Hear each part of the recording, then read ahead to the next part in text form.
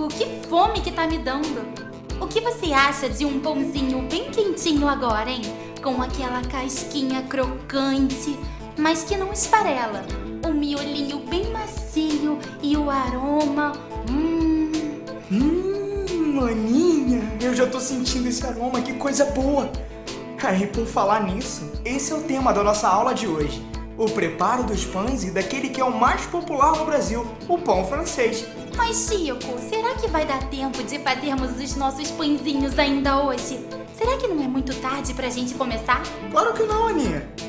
Hoje a maioria das padarias e das fábricas de pães utilizam o processo da massa direta, o desenvolvimento mecânico, conhecido como Charlie Wood, no qual se utiliza equipamentos para tornar esse processo bem mais rápido que antigamente, quando se utilizava o método tradicional, conhecido como esponja, no qual a massa fica fermentando por mais de 5 horas. Então vamos lá, Chico! Para fazer pão francês e outros tipos de pães, são necessários 3 componentes principais: farinha, água e fermento. Cada um destes contribui para que os pães tenham o volume, textura, sabor e aroma característicos. A farinha de trigo contém as principais proteínas que compõem o glúten em quantidade e qualidade adequadas para a produção de pães. O glúten é um arranjo de proteínas responsável pelas características de viscosidade e elasticidade da massa do pão, capaz de formar o miolo e manter o seu volume após o assamento. A água serve para hidratar a farinha, promovendo a união das proteínas, dando origem ao glúten e deve ser sempre potável. O fermento é composto das leveduras Saccharomyces cerevisiae. Estas encontram na massa de pão as condições adequadas para fermentar os açúcares presentes na farinha ou adicionados, produzindo gás carbônico, que é responsável pelo crescimento da massa e pelas substâncias responsáveis pelo aroma característico.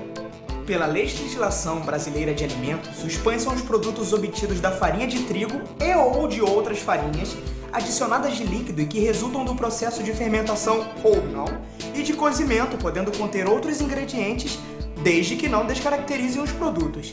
Podem apresentar cobertura, recheio, formato e textura diferente. Há também alguns ingredientes auxiliares, conhecidos como aditivos, que adicionados à farinha, no moinho ou à massa na padaria, ajudam a equilibrar o glúten ou melhoram a força da farinha e sua tolerância à sova. Tá certo, vamos à nossa formulação para o pão francês. Para o preparo de cerca de 10 kg de massa, precisamos de 6 kg e 670 gramas de farinha de trigo, 4 litros de água, 87 gramas de fermento biológico, 133 gramas de sal e 0,5 gramas de melhorador de farinha.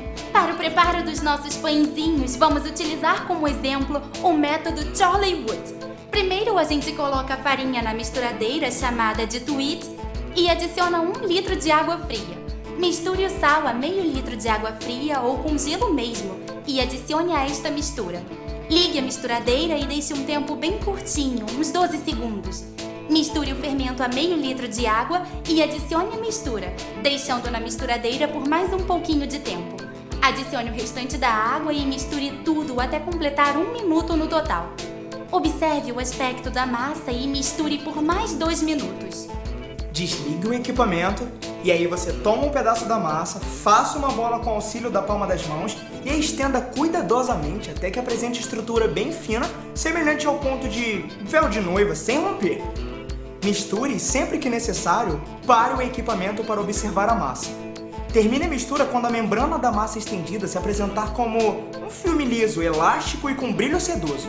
Corte a massa formada em pedaços de aproximadamente 50 gramas. A massa será deixada para descansar em tabuleiros por cerca de 15 minutos. Agora vamos passar os pedaços pela modeladora e vamos colocar as massas moldadas nas assadeiras especiais de fermentação. As assadeiras são levadas para a câmara de fermentação, que deve ser previamente regulada com umidade relativa do ar de 82% e temperatura de 30 graus centígrados. Vamos deixar de 60 a 75 minutos na fermentação.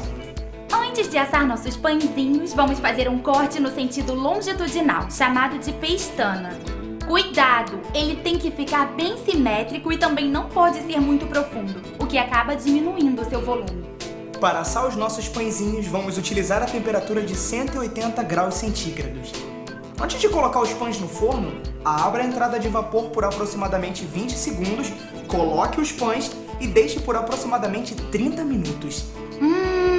Estão prontos! Agora é só deixar esfriar. Nada como um pão fresquinho e quentinho. Eu vou buscar uma manteiguinha pra gente poder saborear essa delícia. Você topa? É claro! Vamos lá!